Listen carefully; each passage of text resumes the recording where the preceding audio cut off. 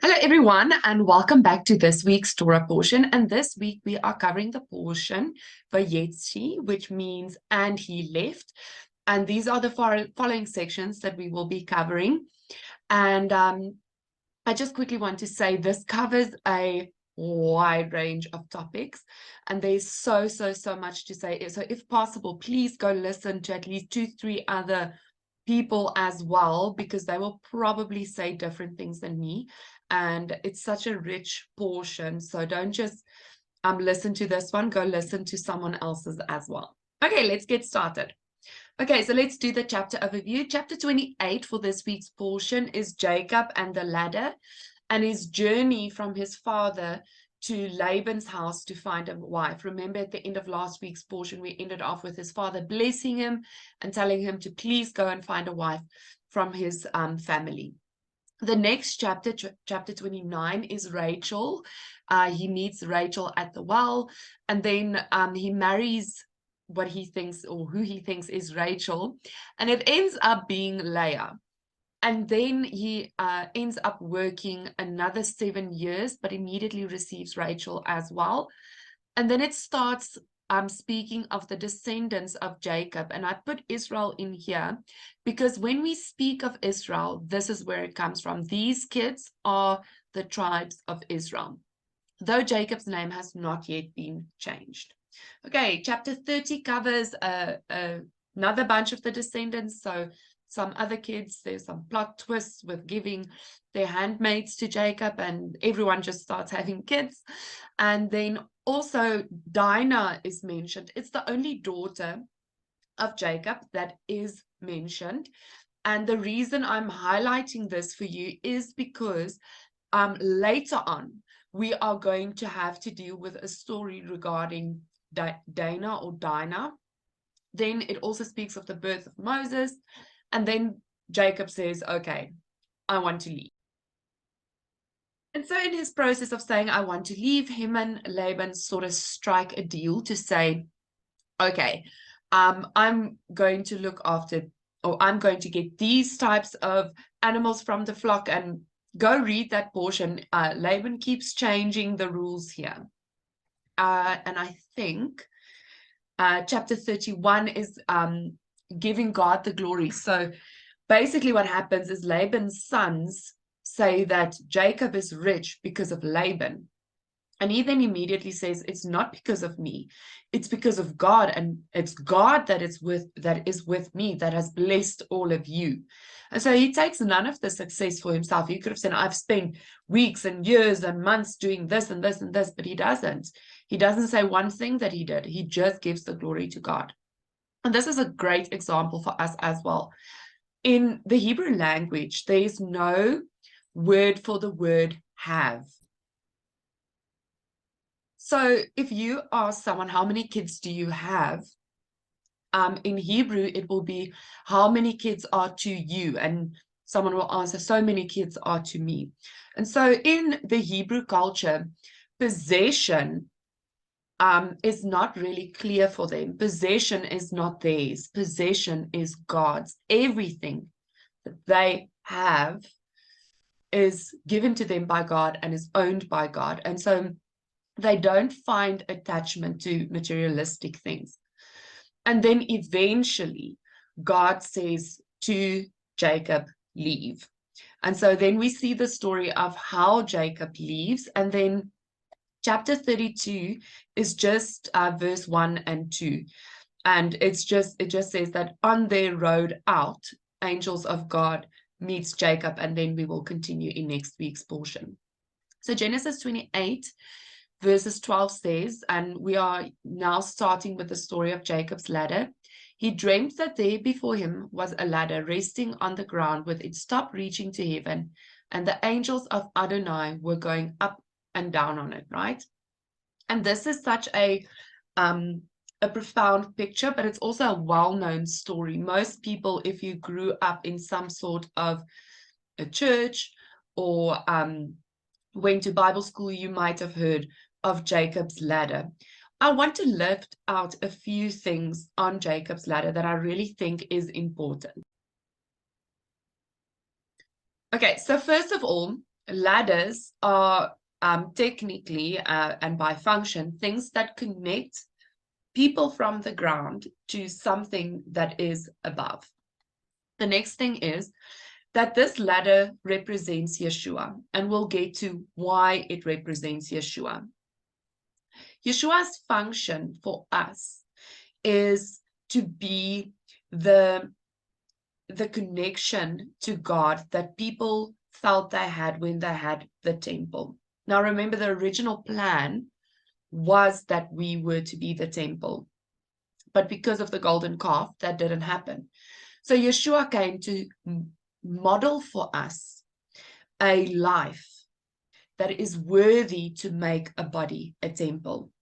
And through that, he connects us to the presence of God. So the presence of God always resided in the temple. And when we get to Exodus and Leviticus, we'll cover this some more. But that is one of Yeshua's functions, is to be this connection between, or this connecting between heaven and earth.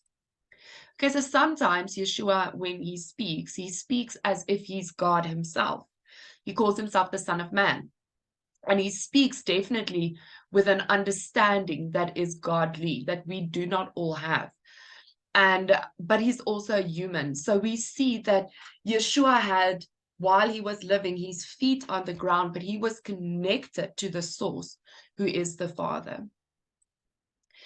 Okay, so oftentimes you will also see that when you Google Jacob's ladder, you will see a picture of a staircase, which is incorrect. The word in Hebrew that is used is a ladder, okay? And when we use a ladder, we climb it with both hands. So you put your hands up and then your feet go up, and hands and then feet, okay? And that's how you go up the ladder. So whatever your hands do, your feet will follow. Whereas if it was a staircase, the picture that we need to get here would not follow through, because we use stairs vastly different than how we use a ladder. So wherever your hands go, whatever your hands do, those are your actions. And so a lot of times you will hear people say that this person is promising this, this, and this, but their actions are not matching their words and their promises. And this is what the ladder is all about. Your actions will direct your feet. So what you are doing, instead of what you are saying, will tell us on which path you are on. And so your actions will choose your path. So whatever your hands do, your feet will follow. Your actions will lead your feet up the ladder or will lead your feet astray.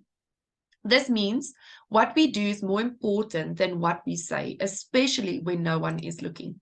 How we treat our family is what counts. What we say and think and do at home counts, right? Because no one is there to check us that's going to leave. Family tends to stay. And so we don't keep up appearances. And it's in those moments that our real identity shines through, and that whatever's in our heart does come out. Genesis 29. Okay, so here we see that Jacob has arrived at the exact same well where Eleazer met Rebekah. And so Jacob has arrived at this well, and he's meeting up with some shepherds there. And he asks the shepherds, why are you just waiting around? Why aren't you watering the flocks? So this is what they say. They answered, we can't, not until all the flocks have been gathered together and they roll the stone away from the opening of the well. That's when we water the sheep. While he was still speaking with them, Rachel came with her father's sheep because she took care of them. When Jacob saw Rachel, the daughter of Laban, his mother's brother, and the sheep of Laban, his mother's brother, Jacob went up and rolled the stone away from the opening of the well and watered the flock of Laban, his mother's brother. So this is very interesting, right? That a stone is rolled away to water the flocks. It sounds familiar, doesn't it? Another thing that's interesting is that there's a all the flocks need to be gathered, and then the stone will be rolled away and the flocks will be watered. So let's see where this leads. Okay, so we again at this well. So let's compare the meeting of Rebekah and Rachel with the men at the well. Okay, so let's see the difference between Eleazer's meeting and Jacob's meeting. So Eleazer represents the Holy Spirit. Jacob represents Yeshua, and we'll see why now. Eleazer was sent to get a bride for the son, but the son stays with the family. We see that Jacob moves into Laban's house and works for 7 years, and he stays, we'll see now how many years. So he stays with the family. Eleazer brings gifts. Okay, Jacob shows up with nothing. He has no gifts. But later on in the next few chapters, when Laban's sons accuse him that he's rich because their father made Jacob rich, that Jacob says to them, it's not that, it's because God is with me. And because God is with me, you are all blessed. And that's the same with Yeshua. Because God the Father was in Yeshua, we had the biggest blessing that has ever been placed upon the face of the earth. We see Eleazer had a short visit, whereas Jacob stays, they know, at least 20 years. There is, however, people who differ on this. Some say 20, some say 34 years. So 20, 34 plus minus years. Okay, and if you think of Yeshua, he was in his 30s when he was crucified. We see that Eleazer waits for Rebekah at the water well until she offers to water the camels. Jacob jumps in and he rolls away the stone to the water for the sheep. Okay, I would love to spend some time to unpack this, but I think you guys know what I mean by that, so I'm going to move on. We see that Eleazer takes the bride to the son, but the son stays with the bride. And sorry, that's son, not sons. The son stays with the bride. Okay, and so our central theme here is the story of our salvation and how Yeshua and the Holy Spirit works together. We also see Eleazer has no issues with Laban at all, but Jacob does. It was misery for Jacob. Jacob did not enjoy his time spent with Laban. Okay, so why did Jacob have issues with Laban? Let's look at that. So Genesis 29 says, and this is after Jacob realized that it wasn't Rachel in the tent, it was Leah. Just imagine the shock. He has worked 7 years for Rachel, and I don't think it was 7 easy years, right? I think it was 7 hard years. And then he wakes up and it's Leah. And where's Rachel? Okay, so in the morning Jacob saw that he was with Leah, and he said to Laban, I just quickly want to pause here. So the B sound can be pronounced Laban or Laban. It's interchangeable in Hebrew, so that's why you keep seeing Laban, right? But the V and the B is interchangeable in Hebrew. So you can also see Yaakov, we say Jacob. Okay, so that's where it comes from. So Jacob said to Laban, what kind of thing is this that you have done to me? Didn't I work for you for Rachel? Why have you deceived me? Laban answered, in our place, that isn't how it is done, to give the younger daughter before the firstborn. Finish the marriage week of this one, and we'll give you the other one also in exchange for the work you will do for me during yet another 7 years. Jacob agreed to this, so he finished her week, and Laban gave him his daughter Rachel and as his wife. Laban also gave to his daughter Rachel his slave girl Bilhah and her slave as her slave girl. Not only did Jacob go in and sleep with Rachel, but he also loved Rachel more than Leah. Then he served Laban another 7 years. I want to draw some comparisons between what Laban did to Jacob and what Jacob did to Esau. You see, Esau came in from the field, and Jacob knew Esau's hungry. So Jacob had something that Esau has, or Jacob had something that Esau wanted, but Esau also had something that Jacob wanted. So Jacob traded with his brother for the birthright. And so we see here that Jacob wanted Rachel. And so he traded with Laban. He said, I'll work for you. And obviously, Jacob must have been an extremely good worker, because what Laban did is he thought, how can I get this guy to work for me for another 7 years? And so he tricked him. And the trick he used was to give the eldest daughter.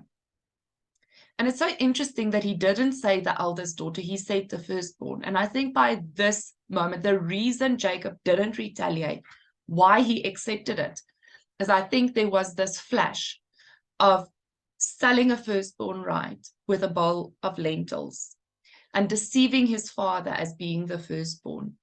And I think Jacob in this moment realized that God is trying to teach him something. And we're going to look at what is God trying to do here, and why did Jacob just roll over? Because it seems like he just accepted it.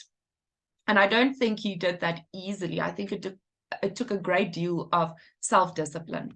Okay, let's have a look. Okay, so Laban, what a character. Okay, I mean, what a strange guy. He's unlike anyone we'll read about. We don't really know if he was a righteous or an unrighteous man in God's eyes. He was definitely a bit shady, and made some shady deals, and really made deals for the benefit of himself and not the benefit of other people. But why? Why did God send Jacob to Laban, and why did he make it so difficult? Okay, so let's look at the word for Laban. Laban is Lamet Beit Nun, and this is the name that is used. And then it means what? Okay, so it's interesting also again that we get this story of Jacob between two men, Esau, who is red, and Laban, who means white. Okay, this is just an example that with the sheep, it says the speckled or spotted, everyone with white on it. That's the same word. It's Laban, it's Laban, right? It's the same word that is used. Okay, but if you take the first 3 letters of Laban, it's spelled Leb. And the word Leb means inner man, mind, will, and heart. Okay, so it usually refers to your heart.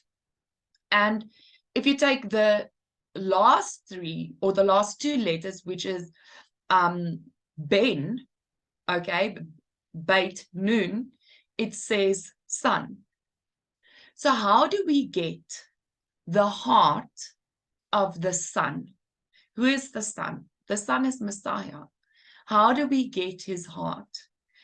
And the only way to get his heart is to have a Laban in your life. And we're going to look at that. It's also interesting that this description of Leb, which refers to the inner man, the mind, the will, your emotions, which are in your heart, is not the same word as your soul. And the reason, and that word is a nefesh. The reason for that is I think that you have a choice between just being someone who has a mind, a will, and emotions, or being someone that really is working hard on your soul. Okay, so these are all the uses of Leb as well. You can pause if you want to look at that a little bit more. Okay, so you see, when Yeshua comes to visit us, he comes to reveal what is in our hearts. And he wants to come and change our hearts to the heart of the Son. And he comes to stay in our hearts and drive our actions, right? Just like with the ladder, he wants through our hearts, that whatever's in our hearts to drive our actions so that our feet will follow in his footsteps. So Laban's name backwards, so if it's nun, bait, lamet, it spells foolish or senseless or fool.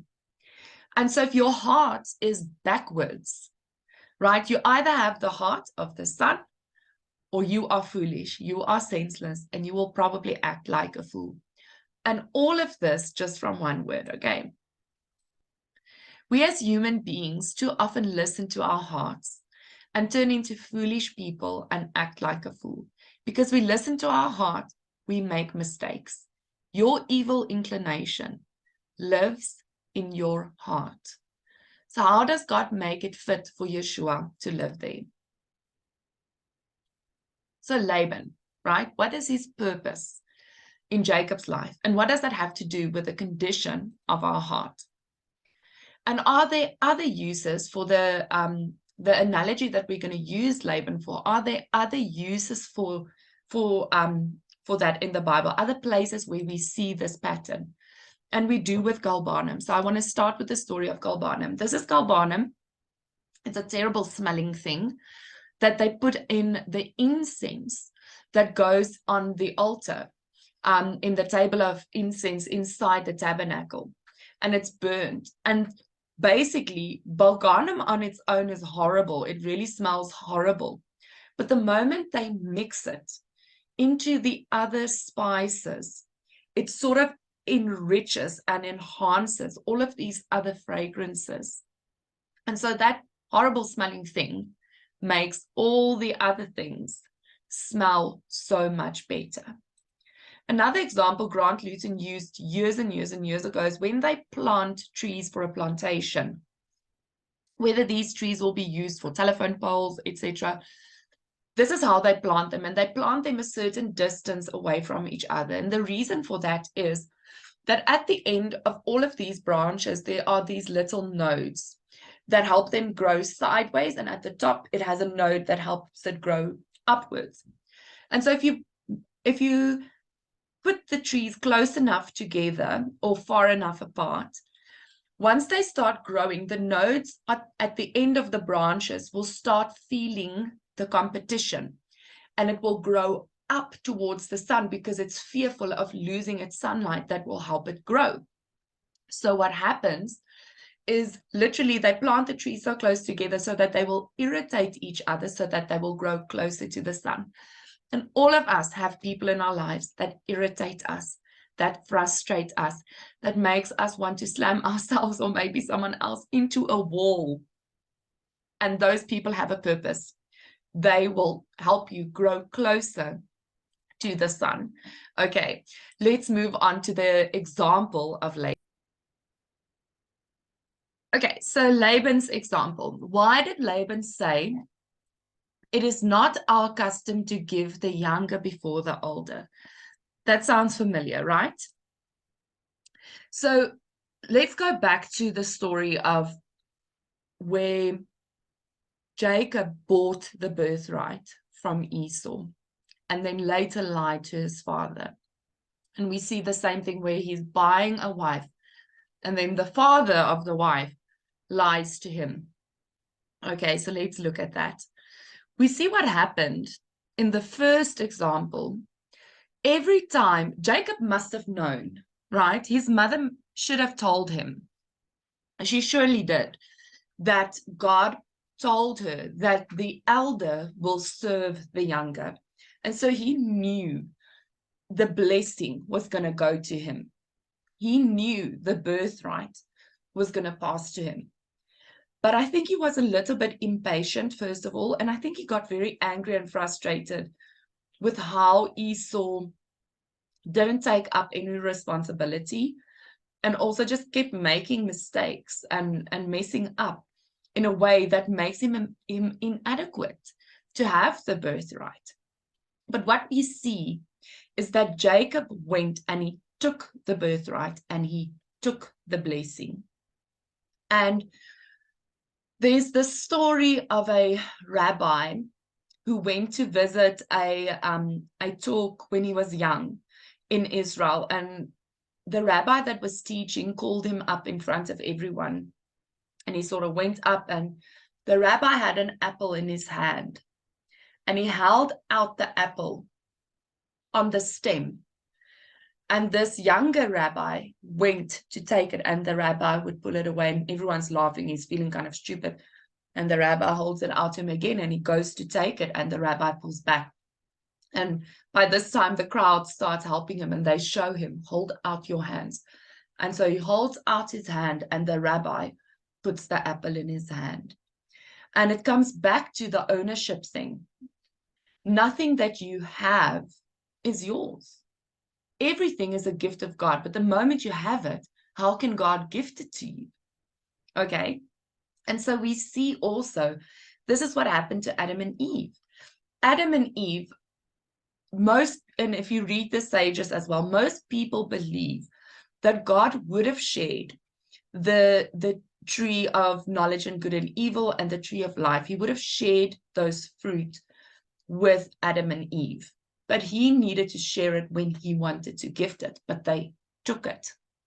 And so we see taking things that God has even promised us is not okay. It's a form of sin because we are stealing from God. And we need to be careful because a lot of people will tell you to go and take this spiritually and take that spiritually and take that spiritually. It's not how God works. And we'll see how Jacob corrected this pattern in his life. But what we should do is we should hold out our hands for God to place whatever he wants to gift us into our hands. And we need to be patient in that process. So instead of being upset because of the unfairness of the situation with Leah and Rachel, what did Jacob do? He waited upon God this time. He didn't just pack up his stuff and leave. He stayed there for between 20 and 34 years and waiting upon God to tell him, okay, now's the time, let's go. So Laban changed his wages 10 times. He cheated him. He changed brides on him. And the reason why Jacob allowed Laban to do all of this, because Jacob realized in that moment where he spoke about the custom of, it's not a custom that the eldest will marry second. The firstborn is to marry first. I think something clicked and he realized that Laban was to be an instrument in his life, placed there by God to bring soul correctness in Jacob. And so we see, as human beings, we tend to look at the world around us in our lives, and we see all our little problems. And it might be big problems as well, but we see all of these problems, we're confronted with it. But if we look inwards, like Jacob did, we will see we are the source of all of our problems. And often we feel God is taking his time to solve our problems for us. But if we would just take the time to look inside of ourselves and find the source of this problem inside of ourselves, then God will give it to us and he will fix our problems. And God is patient. He will wait. And so we see that we must, if you want to use a microscope or a magnifying glass, first turn it on yourself before you turn it on other people. If you don't take responsibility for all the problems in your life, you will blame everyone else. You will become a victim, and everyone will victimize you in your opinion. And the reason for that is because you are not taking responsibility. You do not realize that you are the source of the problem. And so we cannot change other people. We can only change ourselves. If we take responsibility, we restore hope inside of ourselves, hope that God will drop the apple into our hands. So what happens if you do not look inwards for your problems and the source of your problems inside of yourself? You can either become an angry person, and the sages say an angry person has no God, or you will become depressed. Okay, and the sages say that depression is not sin, but the damage that depression does, no sin can do. And this is the symptom of a person who is placing the blame on the external world as the source of their problems, instead of finding the source of the problems inside of themselves, and then using God's word and the commandments that he gave us to climb up that ladder in our actions, to also make sure that it changes our heart to the heart of the Son, that we also follow the actions of Yeshua. And so, what can you do about a Laban in your life? He is not going to change, but you can.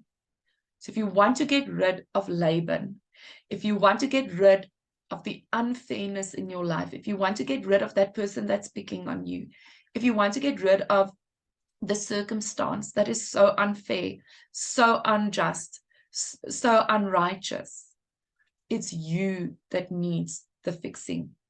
I again want to say this, and we've said it during our previous cycle last year as well, but in marriage, your spouse is a mirror of you. And if you find fault in your spouse, it's because God wants to show you something inside of you that has not come to correctness, that has not come to righteousness. And the moment you start working on yourself, God can start working on your spouse. But so often we sit and we go over conversations and we find fault with people, and this is for all relationships. You find things that are triggering in other people because you might have the same problem. And I must say to you, like, this week has been such a mirroring week for myself, finding the Laban inside of me. And as I always say, I don't come here to teach you guys. I take a week's Torah portion and I teach myself. I find what God is telling me and I work on it. And I come and teach you what I've learned myself. So you look inside of yourself. You change yourself. God will work with other people. Okay, so the only way to be free of Laban is to allow God to change your leb ben, your heart to the heart of the Son, right? Every unfairness is custom designed by God. Grant Luton said this. I thought it was brilliant.